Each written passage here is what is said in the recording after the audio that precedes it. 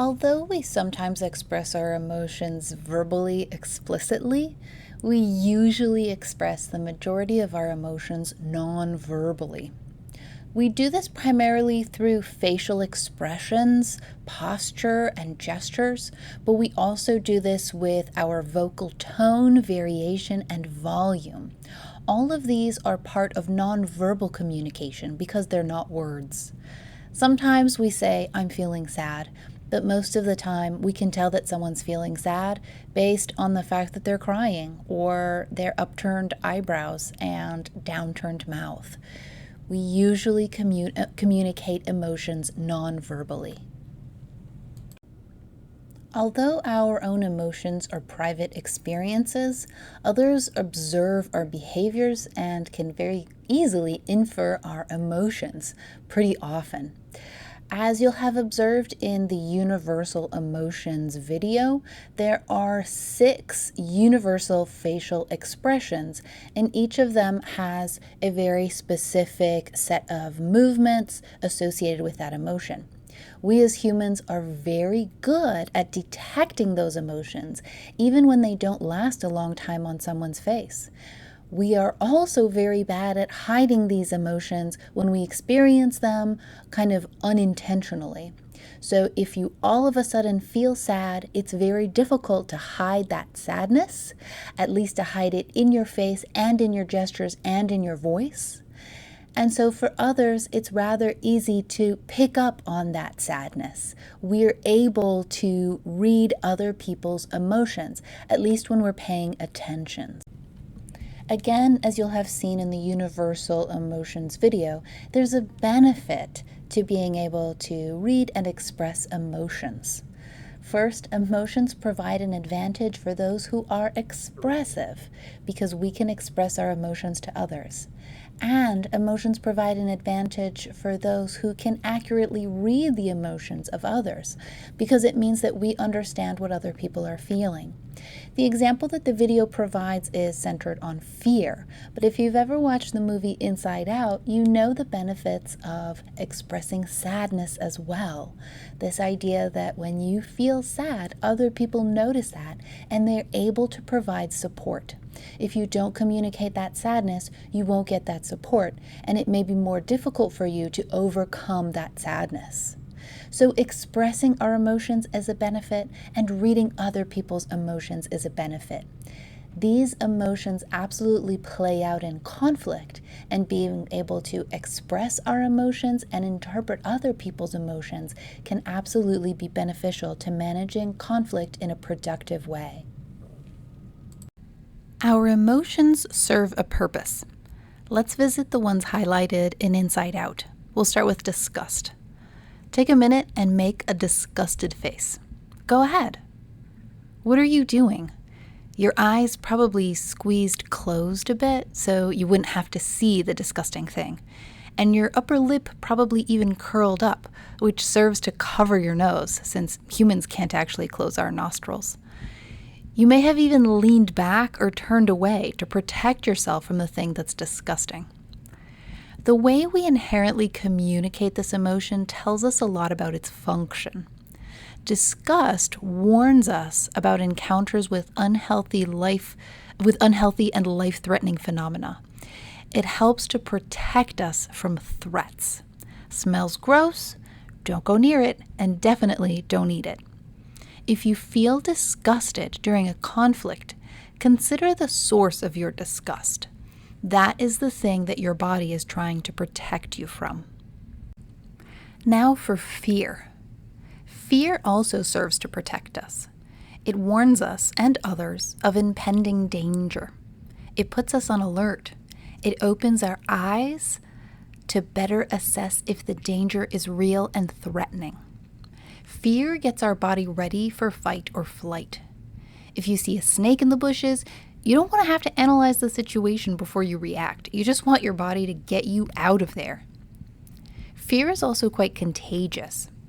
So you saw the scary snake and instantly, unconsciously expressed fear. The people near you are likely to also feel the fear, which will protect them from the snake too. Very good, everyone lives. But in our modern world, these visceral reactions can be dangerous. They definitely protect us, but nowadays we're likely to need protecting from ideas we don't like instead of venomous snakes or hungry wolves. If you feel fear during a conflict and you're not in immediate danger, recognizing that fear and determining its source will be very important. You want to stop and assess the situation before instinctively fighting or fleeing. Those instincts can result in rather destructive conflict behaviors. I'm going to sneak in surprise here, even though we don't have a little surprise character in Inside Out. Surprise functions in a similar way to fear, but without the danger component. It orients us to a rapidly changing environment or dynamic. Surprise lacks valence. Valence is about whether something is positive or negative. So surprise is not a negative emotion or a positive one. It's just about gathering more information. We open all our senses when we feel surprise. It's usually very fleeting, though, and depending on the information we can collect, surprise will quickly transition to either fear, if there's danger, or happiness. In conflict, when you feel surprised, use it to your advantage. Ask questions, get information, and use that emotion to help you figure out if the surprise is good or bad. Happiness, or its more intense version, joy, serves us by being desirable. It's a good feeling that we seek out that rewards us. It also communicates a lack of threat to others, making us more approachable. It helps us to build goodwill with others. Sadness is super helpful. It might not be fun to feel, but it serves an important purpose. First, it communicates distress and elicits support to achieve relief from an unpleasant state. This is especially true for babies and children. Humans are biologically driven to stop a crying baby, and we will do anything to get it to quiet down, including getting over our disgust about dirty diapers or putting all our own needs aside to address the baby's needs. Others' sadness has a powerful impact on us. Second, sadness helps us deal with our own distress. It decreases our energy, which sort of forces us to slow down and take some time to process our feelings, to make sense of the situation. Sadness will build until we can turn inward and mourn our loss.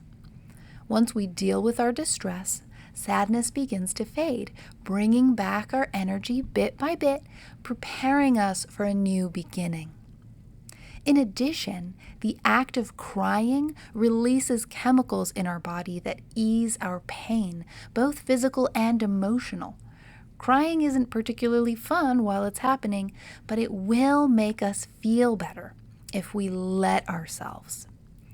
It functions to help us process the cause of our sadness. So, during conflict, or anytime really, when you feel sad, listen to your body. Slow down, look inward, process, deal with it. When it's appropriate, for example in your close relationships, communicating your sadness can get the other person to slow down too and consider your side of things. In my personal experience, every time I've openly communicated sadness during conflicts, the other person has softened, and often they offered support or even concessions. That's a negotiation term for giving in a little, like a compromise. Now, it's important to pause here and notice my caveat about appropriateness when communicating sadness.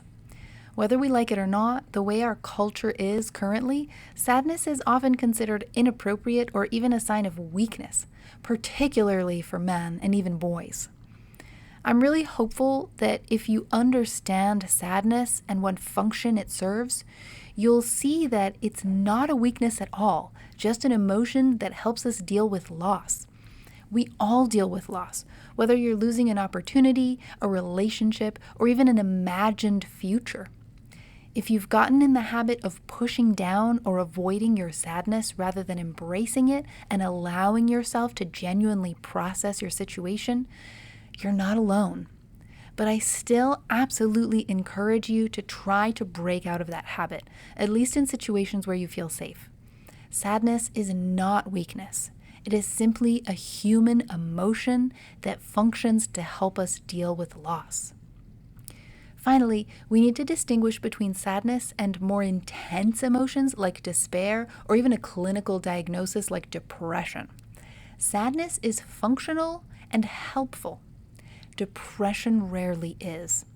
If your sadness is interfering with your life, preventing you from daily activities, then please look into counseling or therapy.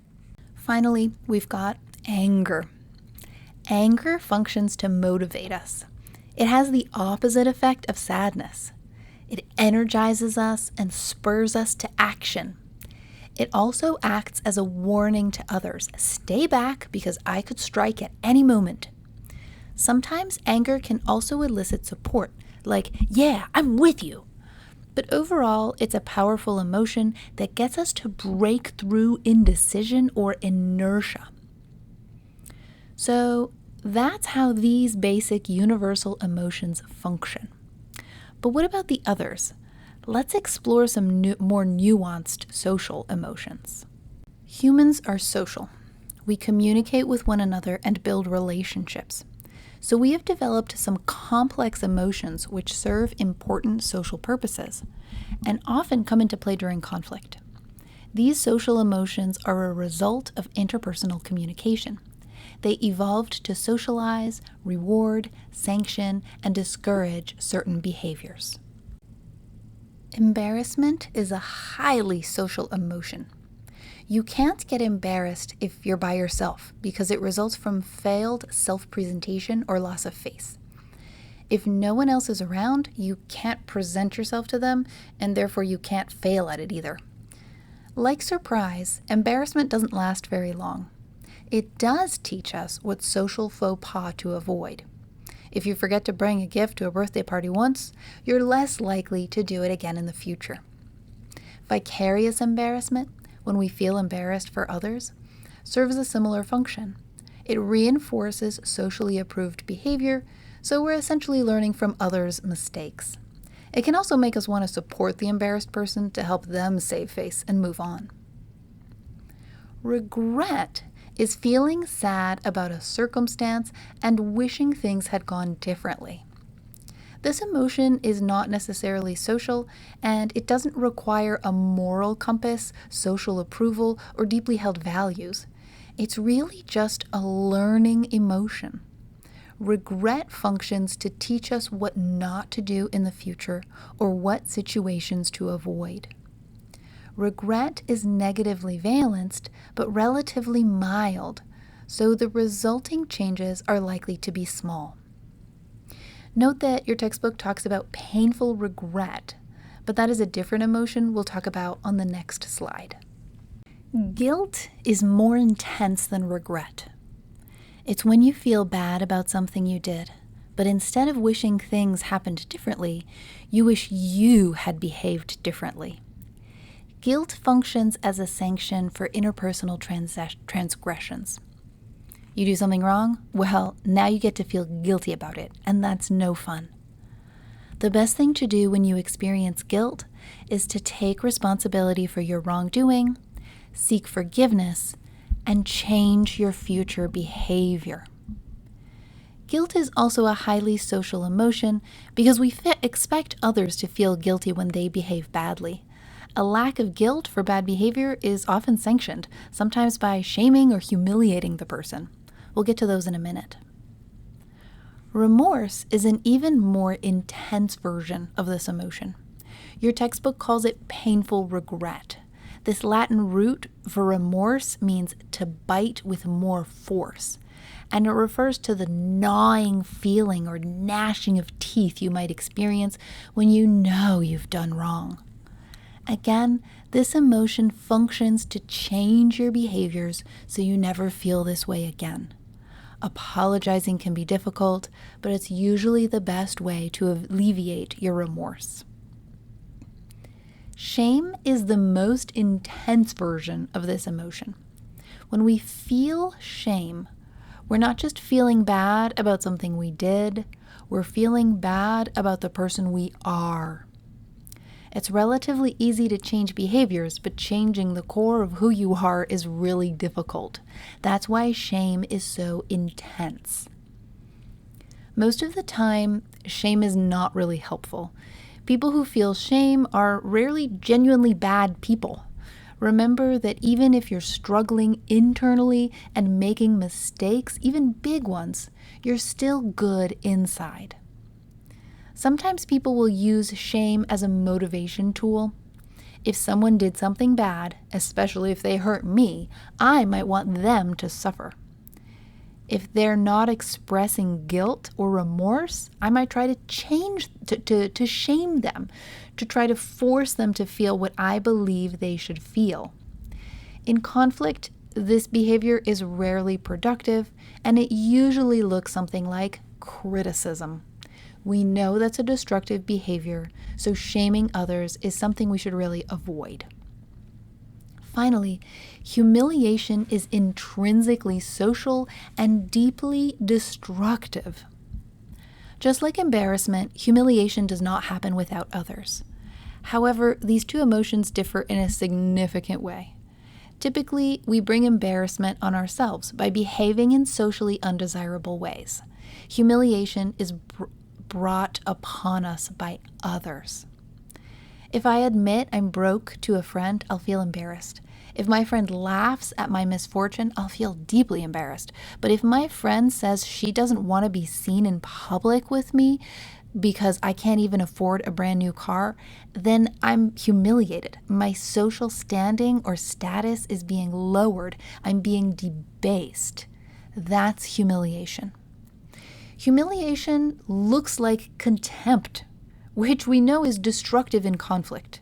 Humiliation serves to lower others' status and damage their identity. This is rarely productive. Positive social emotions also serve a purpose. Love is a positively valenced emotion, which is pretty intense. It's inherently social. Yes, we can love ourselves, but love's main function comes into play when we love others. It helps us to maintain rich and meaningful relationships, especially long-term. Love facilitates the survival of pairings and bonds in dangerous environments. Love can be very powerful and maintain relationships despite very intense conflicts. But love does not conquer all. It's not enough to overcome repeated patterns of destructive conflict. Love functions to maintain relationships and act selflessly. Pride in others also strengthens relationships. It is feeling good about an accomplishment, whether it's yours or someone else's. Pride in yourself also functions as a reward for behavior which aligns with your values. When we show pride in others, it's similarly rewarding for them. However, excessive pride is considered one of those 7 deadly sins, so you can expect it to be sanctioned. Although the words are often used interchangeably, there is an important difference between the emotions of envy and jealousy. Jealousy is a defensive reaction to perceived threat, usually to a relationship. Envy occurs when we lack a desired attribute that someone else has. So if I see a beautiful woman walk by, I may feel envious of her. I might wish I had her looks. But if she flirts with my husband, I may feel jealous of her. She is now a threat to my relationship. Both these emotions function to tell us that we're missing something. There's something we need that we don't have. Envy functions to motivate us to get the thing we're envious of. Jealousy alerts us to feelings of insecurity and functions to motivate us to strengthen our relationships. Although these emotions can be helpful in moderate amounts, they can stop being helpful if they're elevated. If you're feeling high levels of jealousy or feeling jealous very frequently, either you're in a very insecure relationship or you feel insecure in your relationship. This could be because you have trust issues or attachment issues. A little bit of jealousy is okay, but a lot is a sign of a problem, either with the relationship or with you. Jealousy can alert you to your needs or desire for more security, but it won't tell you why you need that. You'll have to figure that out, perhaps with the help of counseling or therapy. By the way, a total lack of jealousy in a relationship is perfectly healthy. It often signifies a trusting, loving, and well-established relationship. Jealousy is definitely not necessary for a successful relationship. It's normal in small doses, but not necessary. Hopefully, you've now gotten a sense of how emotions function. They serve our needs, and we can use them to our benefit. If you're feeling sad, try looking inward to really understand your situation. If you're feeling love, use it to strengthen your relationship. If you feel guilt, seek forgiveness and let it be your guide to making better decisions in the future. However, if you're feeling highly intense negative emotions like shame, rage, or intense jealousy, try your best to understand why. What is the root cause of your emotion? Consider reassessing your perspective or delving deeper to better understand yourself. Please note that this lecture doesn't cover everything that's in your textbook about emotions. There are still some really interesting, important, and relevant to your test information that you should be covering on your own. So first, make sure that you have a good understanding of the circumplex model of affect. There's a beautiful table, so take a look at that on your own. Next, you want to make sure that you understand the functions of emotions. Emotions have functions. They serve a purpose. Take a look at that. That's definitely going to be on the test.